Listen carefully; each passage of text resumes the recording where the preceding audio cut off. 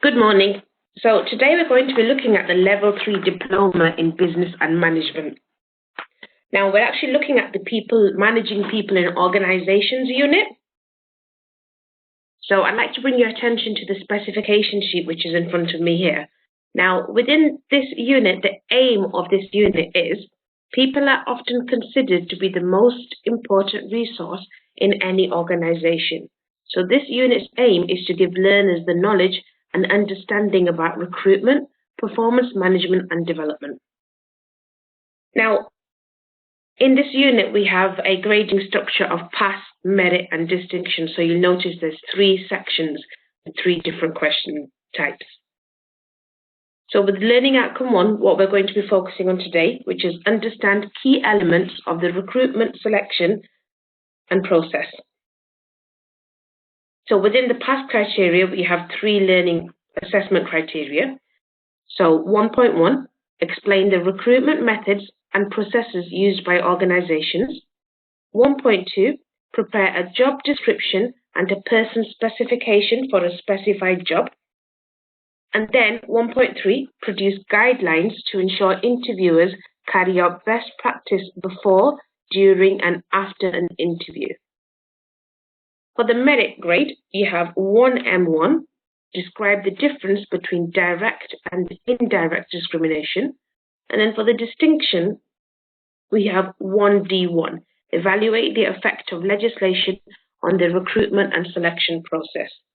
Now, before I go into the actual session, I'd like to bring your attention to the bottom of this document that we have here. So right at the bottom of the specification sheet, we have something called indicative content.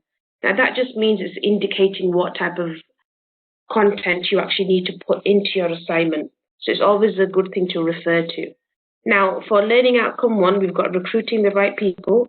Under that heading, it just gives us 4 points, and that's going through the different learning outcomes and assessment criteria and saying what type of things you should be including within your answers.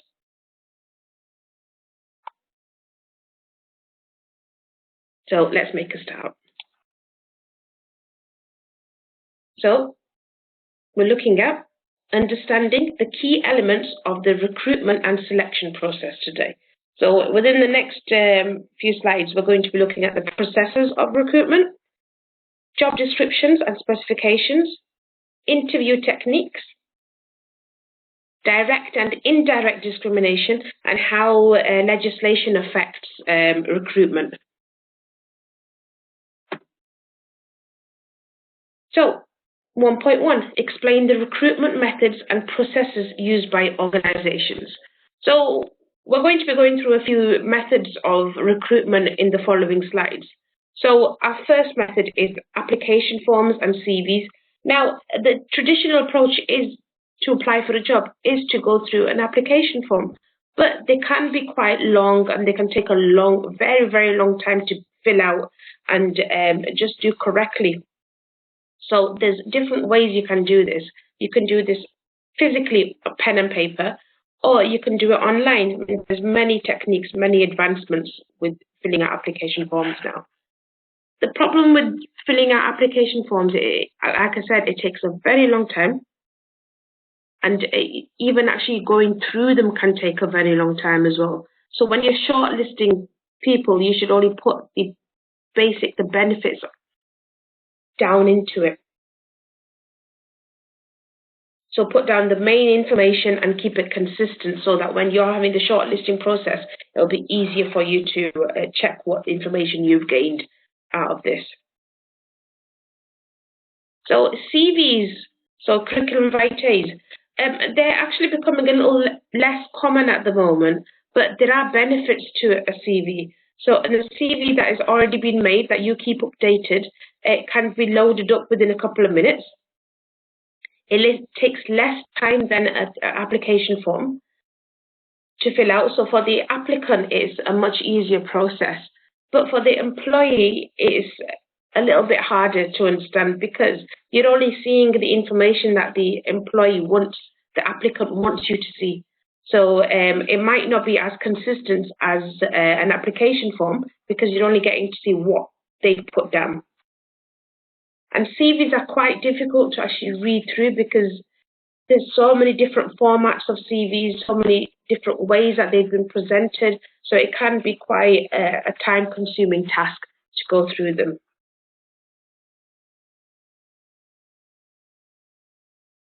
So, however, there are certain jobs that are quite hard to recruit for. So rather than asking for an application form to be filled out, you want to be able to garner somebody's experience and what sort of education they have. And the best way to do that sometimes is just through a CV. So a lot of organizations are actually accepting CVs at the moment. So if this is the case where your organization actually accepts CVs, you've got to put safeguards in process because you're going to get to know somebody's gender, you're going to get to know their race, you're going to get to know a lot of personal information about them. So you've got to make sure that you're not discriminating against them or handing out their information here, there, wherever. So organizations should actually make sure that they shortlist their CVs and make sure that they actually understand what they're looking at and that they don't directly discriminate against that person. So obviously things like awareness training is put into place to make sure that these prejudices and beliefs are not put into aspect when you're trying to hire someone. So recruitment processes actually need to ensure that the decisions about shortlisting are made on the basis of the applicant's ability to do the job. So you should be able to see what their ability is, what their experience is, and you shouldn't discriminate against their, say, age or gender, or even, focus on things that don't matter. So the second process is interviews. So structured interviews are actually the most effective type of interview. So within this interview process, you're actually able to identify the key requirements of the job, and then you can actually draw up a list of questions in advance. Normally within an interview process, you'll have a panel of interviewers, so you might have more than one person there.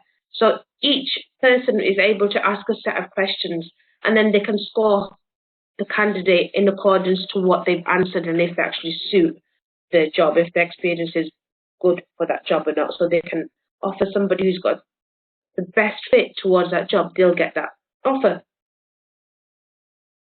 But even when an interview is structured, this doesn't mean that you can't deviate and you can't ask any other questions, because you can ask a few more questions and you can probe a little bit more into the candidate's experience. So you need to be able to make sure that you stick to your list of questions, but also that you can deviate when it's appropriate.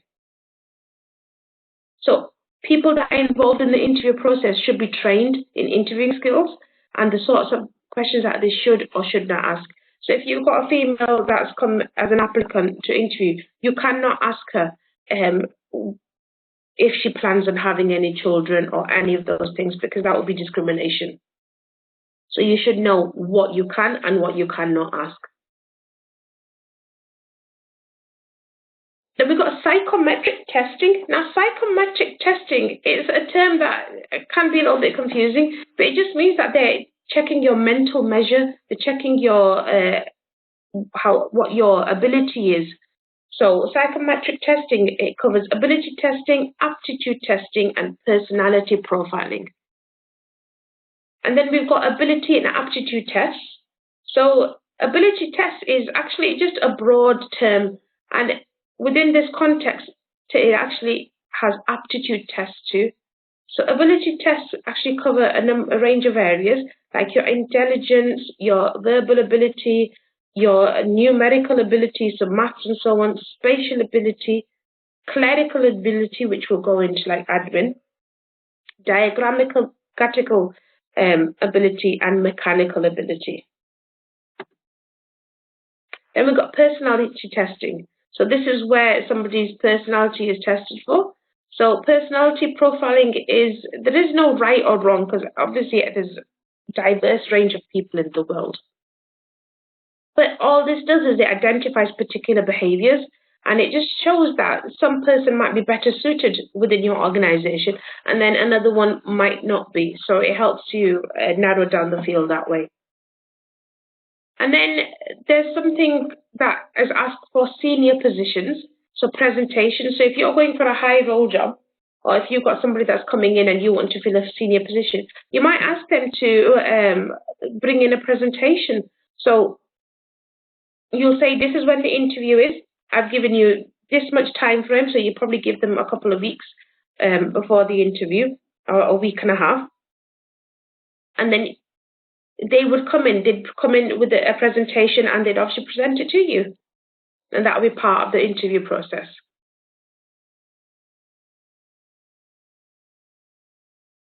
So you've got group exercises also within the recruitment process. So candidates, they're given like a topic or a role play exercise, and they're invited to discuss the topic or role play within a group setting. So within this discussion or the role play, the observers, who might be the interview panel, they're looking for specific attributes, and they'll award each person a mark in accordance to that. So for this, you probably need 4 or more candidates to make it a meaningful exercise. So in this type of exercise, what somebody will be looking at is seeing how much you participate, how talkative you are. Are you just sitting back? Are you letting others take the lead, or are you actually going within a leadership role? Are you trying to take over? Are you working nicely together? What sort of your work ethic is? So there's many things that you can actually look for within a group exercise, and they're quite handy to see what type of person you are and what type of situation you will be within the workplace. References are actually a selection method as well. So like when you've applied for something, you'll be asked to put down 2 references, 1 personal reference or 1 work reference. And then normally what happens before the interview process, depending on the organization's rules, they can get in touch with your references beforehand. So they've got an idea of what type of person you are and what type of person your work feels you are at in your current workplace.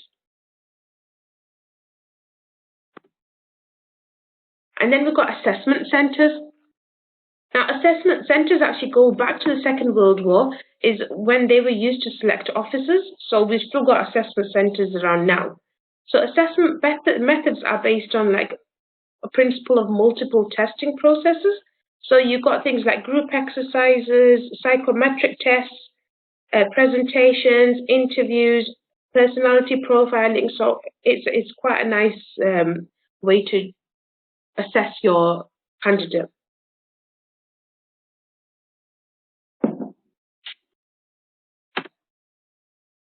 So an assessment centre these are the basic things that they should be doing, is they should be devised to specifically examine important aspects of the job and measure how well individuals are likely to perform in the job. So obviously you're going to be testing against the job you're advertising for. You don't want to be testing for things that have got nothing to do with the particular role you've advertised.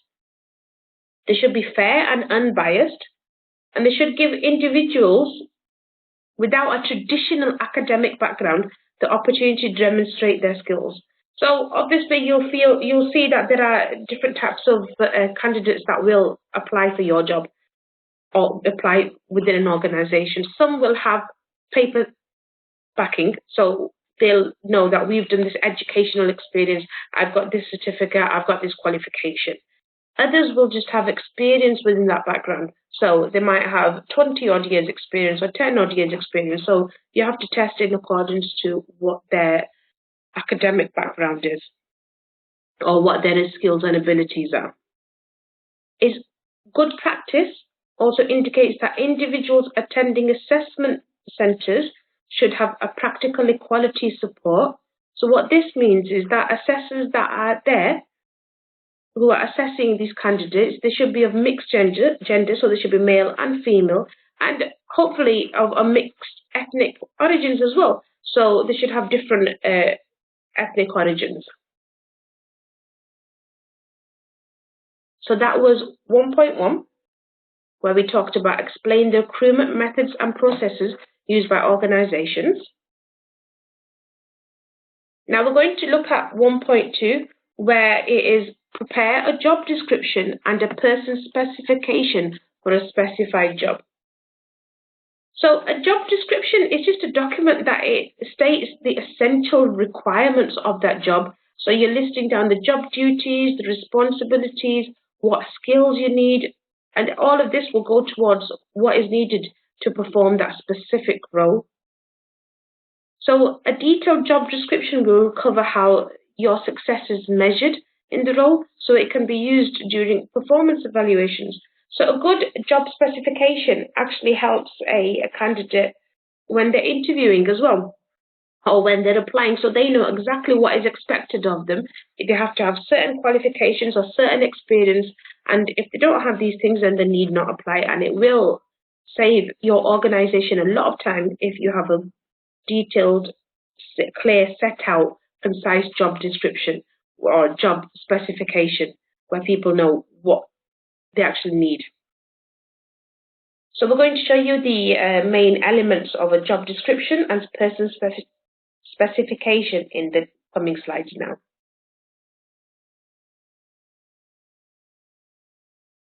So this is an example, which I'll just go through. So as an example, a job brief. So we are seeking a qualified accounts payable specialist. So the ideal candidate must be organized and self-motivated, have 2 years experience with accounts payable and accounts receivable and payroll, and possess a very high level of proficiency in Microsoft Excel and QuickBooks. And if you have a positive attitude, are good at multitasking, have the ability to handle confidential and sensitive information discreetly, and can prioritize your daily workload, this is the job for you. So that was just an example of a job brief where they're looking for an account specialist.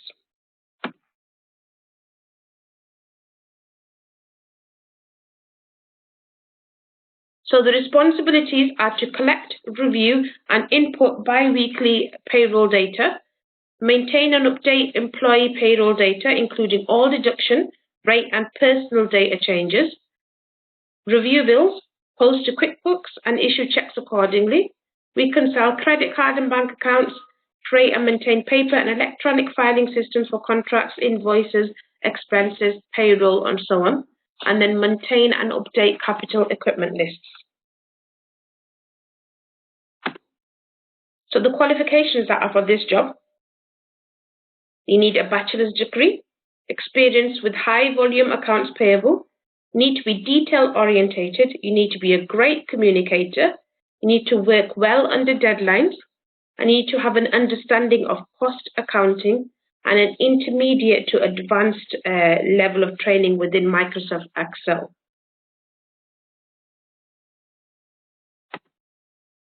And then within this job description and specification, you would have the hourly rate put down, or the per annum, so the yearly wage. And then to apply, they will tell you how to apply. So you need to submit your resume, which is your CV, detailing your experience, and then also submit a cover letter explaining why you would be a great fit. So that was an example of an account specialist being advertised for within an organization. So it gives you a very good idea of how to write a job description, what type of detail is needed in it, and what sort of person specification. So what type of qualities you need or experience you need within that person. Now we're going to look at interviews. So this is 1.3. So the assessment criteria is produce guidelines to ensure interviews carry out best practice before, during, and after an interview. Now, it's not only job seekers who need to prepare for an interview, but it's the ones who ask the questions that need to prepare as well. So we're going to point out some best practices that hiring managers should actually follow. So you should shortlist your candidates by evaluating resumes. So you need to, when you've posted the vacancy, you put down an advertisement, you're going to get a lot of responses. So the candidates will respond to you by sending their details and a CV. And when you've gone through all these applications and you've shortlisted them, you should you're going to look at the ones that are the most suitable within yourself. Now, what you'll do is you're going to contact the shortlisted candidates through email or telephone and find out what their availability is for, say, further sessions. So you might not just have one interview day, you might be doing it over a period of time. So you need to find out what their availability is. You're going to determine the type of interview according to the candidate. So you might have people who might not be in the same country as you. You might be looking for remote workers. You might be looking at specialists that can actually just work within a different base. So you're going to have to see what is the most suitable interview at that time. So you can do face-to-face interviews, telephone interviews, video interviews, or group interviews. You also need to prepare your questions before you actually meet the candidates. So you need to know what sort of things you're looking for. You're going to compare, and you're going to compile a list of questions in accordance to the interview or in accordance to the job specifications. So before you begin this process, you should be compiling a list of required attributes. And then for inspirational guidance, when you're looking at top performers, you need to see what do they have in common. Are they resourceful? How resourceful are they? What type of things have they accomplished prior to working at your organization or prior to applying for your organization? What roles did they have? So these questions, when you're asking them to yourself, it helps you create a criteria, and then you're able to actually figure out what sort of questions you want to ask, so you can construct relevant questions to ask during the interview process. Then you've got to set a good time and place for the interview. So it should be a place where you're comfortable talking. So hiring managers, they normally choose their own place of business as a site of interview. And this is quite preferable actually, because it gives you the opportunity to observe the applicant in your place of business. And then also you can keep an eye on them when they're sitting out in the waiting room, see how they actually interact with other employees that are currently working with you. Maybe how they speak to the office staff. Are they courteous? Are they polite? Are they rude? Are they sitting there, playing on their phones, or just completely not being the greatest person? So these type of settings are fantastic for you to know. Even have somebody keep an eye on them and see, this is what type of person I've been that they are. So in practice, interviews should actually practice their interviewing skills. So it's not great, but if you've gone into an interview, or if you have somebody come in and you're going to interview them, and you're mumbling, or you're not sure what your questions are, or you're looking at a paper constantly rustling about, it's not going to leave the greatest image about you with the interviewee.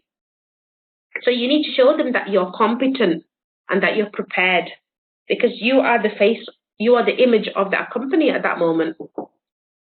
You also need to actually go over the CV before the interviewer is there, because in reality what happens is that when either you get really busy, or you've just not had time, or you've not been bothered, a lot of people, they won't look at the CV until the actual interview is sitting in front of them.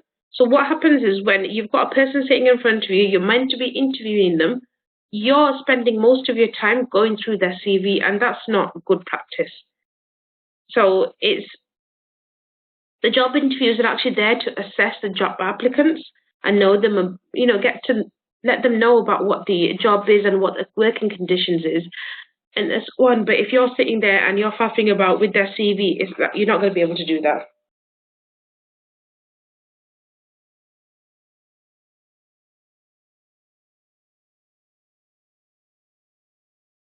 So we're going to, that was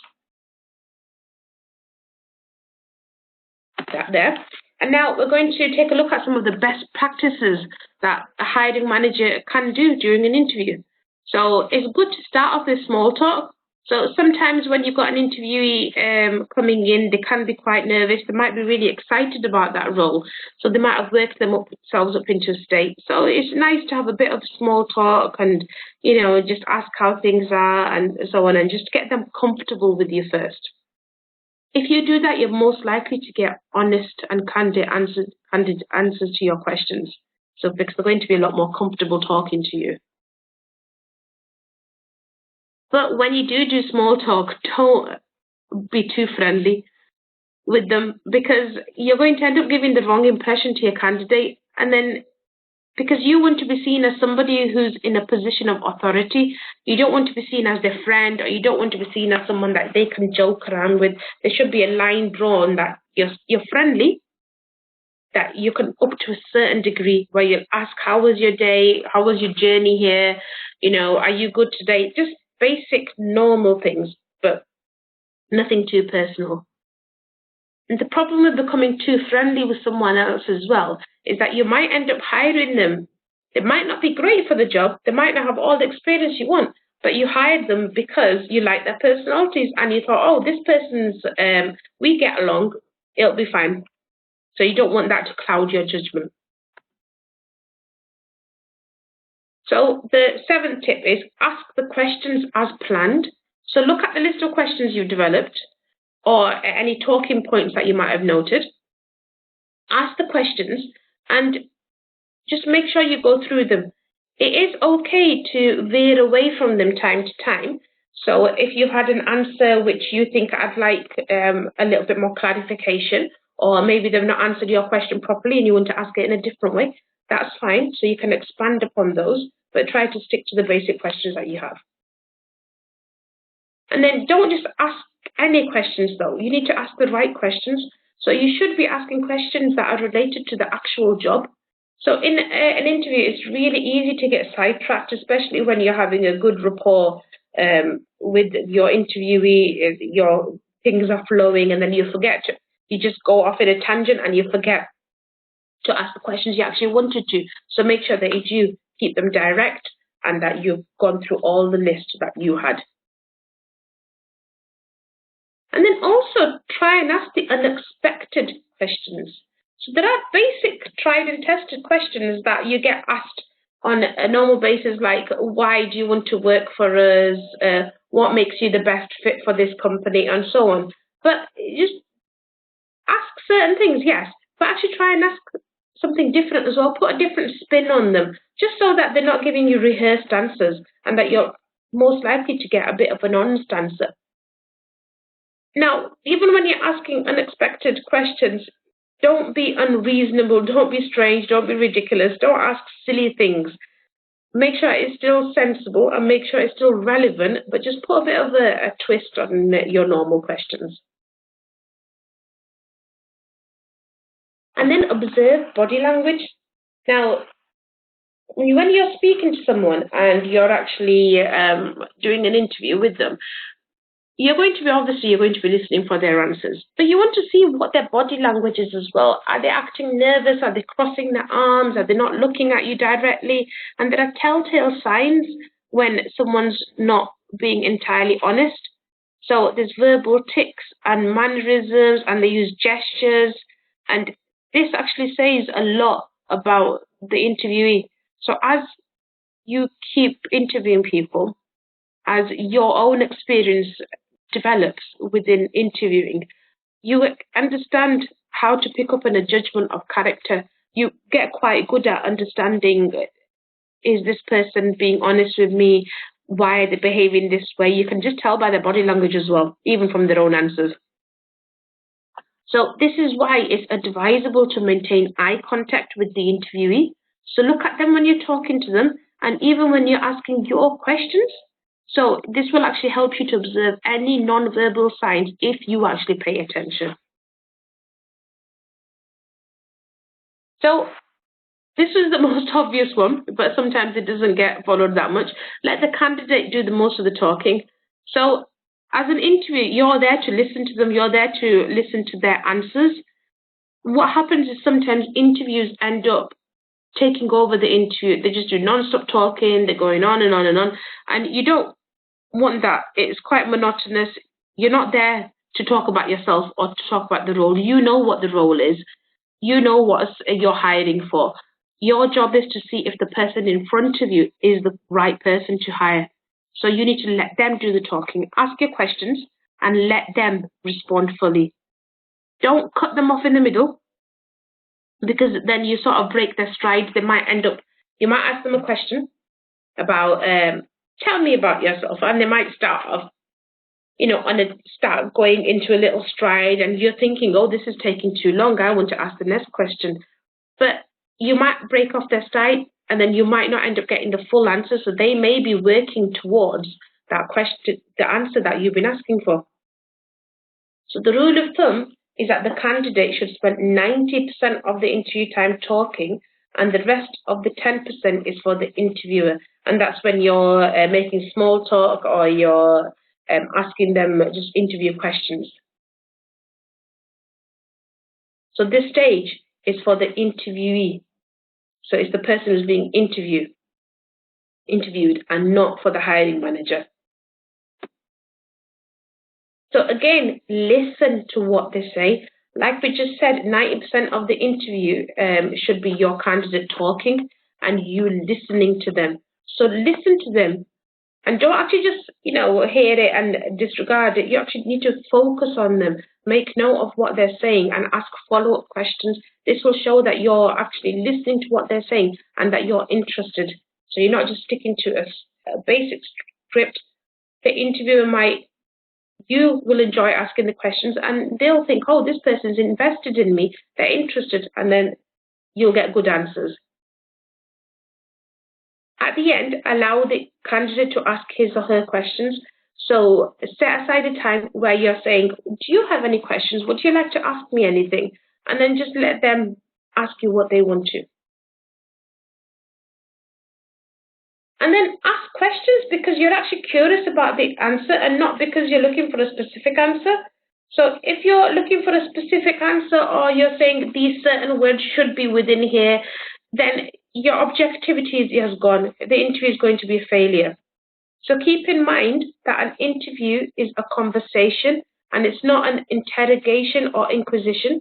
So you shouldn't force the answers from the interviewees, but you should encourage the flow of the thoughts and let them volunteer the information. So you shouldn't be forcing it out of them.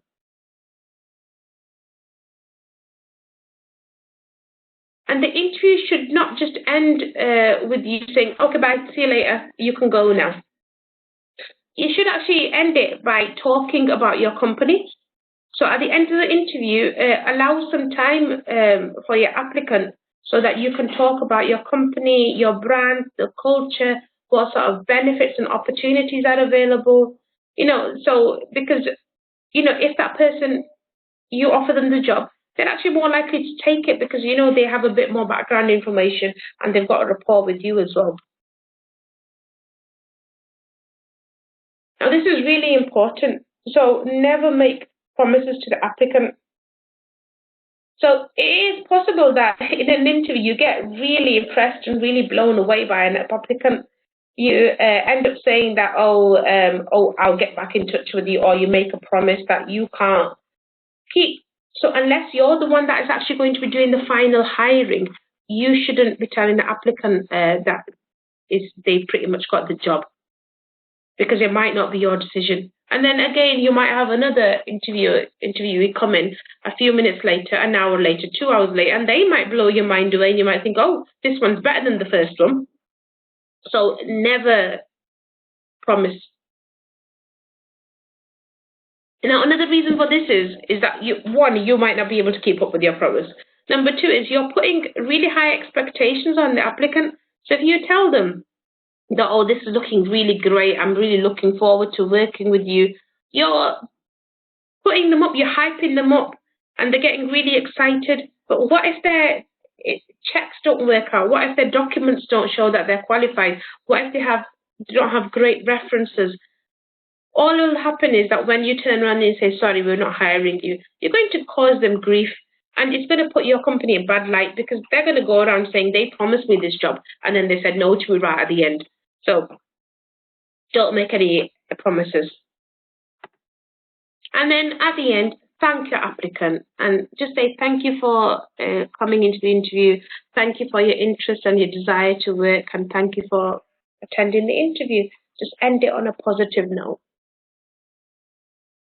So we've looked at the process of recruitment, we've looked at a job specification and the job description for an account specialist, and then we've just looked at any interview guidelines and the best practices to do before, during, and after. Now we're going to go on to our merit question, which is 1M1. Describe the difference between direct and indirect discrimination. So I've got a little table here which it shows you what direct discrimination is and indirect, and I'll go through these. Now, there is something called protected characteristics under the Equality Act of 2010, and these characteristics here are actually protected. So we've got age, disability, gender reassignment, marriage or civil partnership, pregnancy or maternity, race, religion, and gender. These are direct protected characteristics under the direct discrimination. Now, indirect discrimination are more or less the same, except you'll notice pregnancy and maternity is not under here. So we've got age, disability, gender, marriage, civil partnership, race, religion, and gender. So more or less the same, except pregnancy and maternity is not included in this one. Now we're going to talk about what is direct discrimination and what is indirect discrimination. So direct discrimination is when one person discriminates against another because of a protected characteristic. So, for example, because of their color, because of their race, because of their religion or gender, when they're saying, right, I'm not going to hire them because I don't like their race, I don't like their color, I don't want to hire a woman, or I don't want to hire a man. So this is when a person treats another person less favorably than they treat others. So you're treating other people better than this person. Indirect discrimination is, so this can happen without you even realizing it. So this is when arrangements and rules are set in place for employees, and these might be unfair, and it might to a certain protected characteristic. So these might be unfair on some employees, but not all. So such as you're hiring for a job and asking for 10 years experience, this is indirect discrimination against age, because if you're asking for 10 years experience, then you're asking for somebody who's older.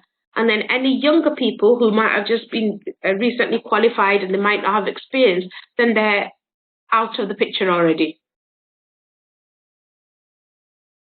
And then you have direct. So these are examples of direct discrimination. Again, only hiring young graduates or wanting 10 years experience.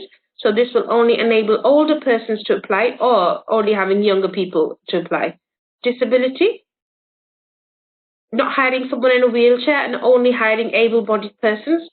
And gender, so maybe not hiring women because you think, oh, they've got children, they might end up having childcare issues later, they might not turn up on time, or they might have to have a day off. And then indirect discrimination is where certain things are not allowed in the workplace. So hairstyles or headwear. So you might say you can't have cornrows, you can't have afros, you can't wear turbans, you can't wear headscarves. So that's you indirectly discriminating against certain people. And then also saying that you can't wear jewelry. So this might discriminate against religious jewelry. So that again is an indirect discrimination. And now we're going to go on to 1D1, which is evaluate the effect of legislation on the recruitment and selection process. Now, the Equality Act of 2010 comes under this. So under the Equality Act, this prevents employers from discriminating against their employees and job applicants on the basis of protected characteristics. So it is possible to discriminate without even realizing it at different points in your recruitment and selection process. So for example, when you're writing a job description, for example, asking for a certain amount of experience or asking for certain qualifications, writing a job offer, job specifications, asking for certain qualifications, and so on. So examples of how this actually affects the legislation process is, so when you're creating a job description, you need to ensure that you do not discriminate in the job description. So you might say you need this many GCSEs, but this might discriminate against older people who might have O levels or other qualifications, or they might just have industry experience. And then also you need to accommodate your working environments. So where people with disabilities can actually work and access the work environment easily. So you might have wheelchair users, you might have hearing or sight impaired people. So you need to be able to put in provisions within the workplace that they can be catered for and that you can actually hire with the diversity in mind. Now I'd like to take you onto our Moodle platform. So this is where everything for your course is put on here. So obviously you're going to click onto your course, scroll down, and then click onto managing people in organizations. Now on here, we have the unit specification, which I've been looking at, and is this document here, the very first one I showed you. We have the PowerPoint, which I've gone through today. And what I actually wanted to point out to you was these three documents that I'd like you to have a look through. They're fantastic for you to read through and gain a little bit more insight. So we've got 1.1, which covers assessment criteria 1.1, so the recruitment process. So methods of recruitment selection, that's a nice document to go through. 1M1, types of discrimination. And then 1D1, recruitment procedures, employment law. So they're always a nice bit of resources to look through.